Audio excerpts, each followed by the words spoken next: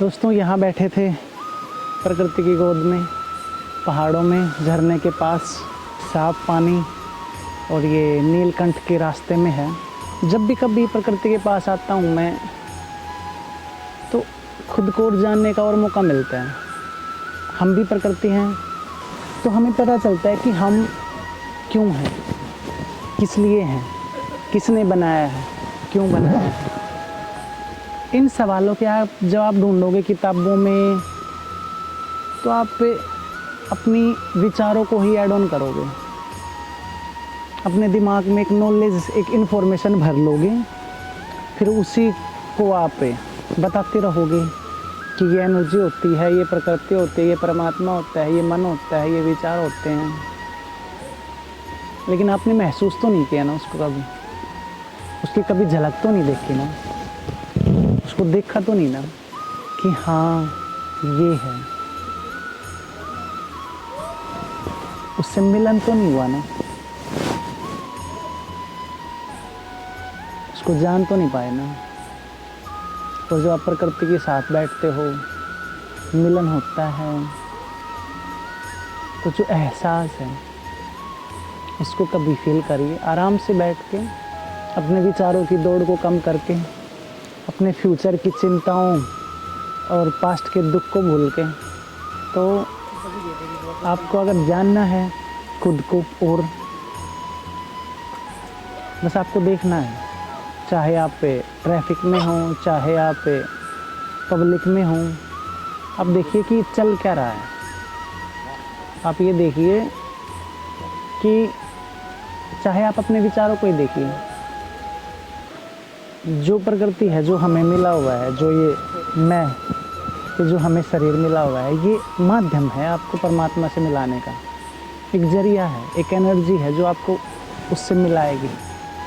अगर आप ब्रॉडवे में देखोगे तो वो एक ही है, प्रकृति परमात्मा बोलिए, शिव पार्वती बोलिए, एनर्जी ही है, शिवत्व है, एक ही है। हमें ड्यूअलिटी में दिखती है, साइंस के हिसाब से दो दिखती हैं, प्रकृति परमात्मा, पार्टिकल ड्यूअल फॉर्म होती है। तो हमें लगता है वो, क्योंकि हम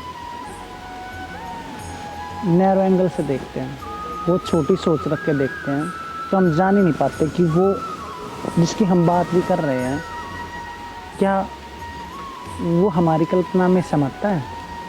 क्योंकि हम सब भी जो बातें करते हैं वो टाइम फ्रेम में करते हैं, हमारी सारी बातें टाइम फ्रेम में है, और जिसकी बातें कर रहे हैं वो टाइम से परे है, समय से परे है, कालातीत है।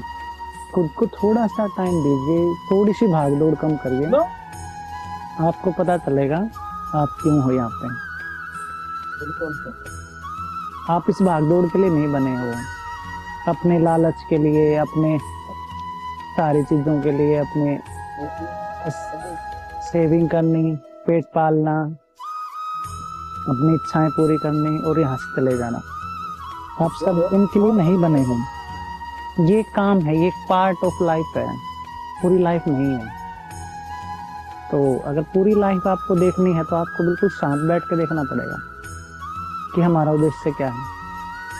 और जहाँ तक मैंने देखा है, बगैर उसके हर आदमी, हर आत्मा अधूरी है, हर जीव अधूरा है, हर एनर्जी अधूरी है, हर कोई अपने ही सपने में खोया रहता है, चाहे वो किसी माया बोल लीजिए उसको। तो हर कोई अपने अपने दिमाग में एक सर्कुलर अपना यूनिवर्स बसा के चल रहा है, और उसी में सोचता है कि यही है बस, इससे आगे कुछ नहीं है, उससे आगे सोचने की जरूरत है। इन्हें अपने दो हैं, जैसे प्रकृति परमात्मा है, आप भी तो दो ही हो, मन और एक शरीर। आपने शरीर तो ठीक कर लिया, लेकिन आपका मन कहीं ना कहीं ठीक नहीं हो पाया। तो अगर आपको मन शांत करना है, अपना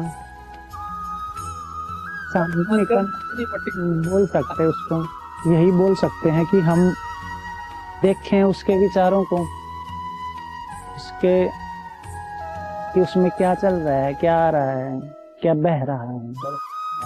उसको देखते देखते ही आप जान पाओगे कि कैसे हम में विचार उठ रहे हैं, ऐसे एक आ रहा है, कैसे जा रहा है। ज़्यादा मेहनत का काम नहीं है, आसान है बिल्कुल। इसी मदद से कर सकते हैं। कोई मंत्र लीजिए या अपनी सांसों को देखिए, कोई भी मंत्र कर सकते हैं, बगैर मंत्र भी हो सकता है। वो माध्यम है सारे के सारे, वो सीढ़ियां हैं, उनसे गुजर के आपको दिखेगा कि हाँ और क्या होते हैं।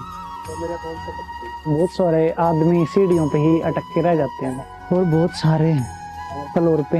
अगर जीवन परिवर्तन है तो कहीं एक जगह रुकना ही क्यों है, कहीं ठहरना ही क्यों है। चलते चलें, जब तक जी रहे हैं,